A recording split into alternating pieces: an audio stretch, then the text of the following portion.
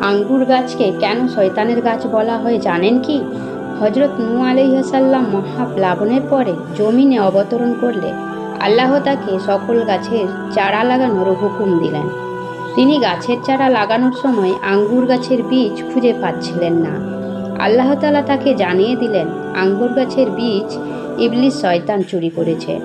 নূহ আলাইহিসসালাম বীজ চাইলে ইবলিস শয়তান তাকে শর্ত দিয়ে বলল, আপনি এই গাছে একবার পানি দিবেন আর আমি এই গাছে 3বার পানি দিব।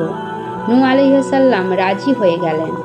এরপর থেকে তিনি আঙ্গুর গাছে একবার পানি দিতেন আর শয়তান 3বার পানি দিত।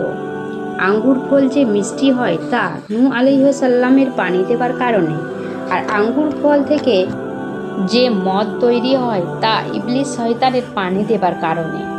হে রব্বুল আলামিন, আমাদের শয়তান থেকে হেফাজত করুন, আমিন।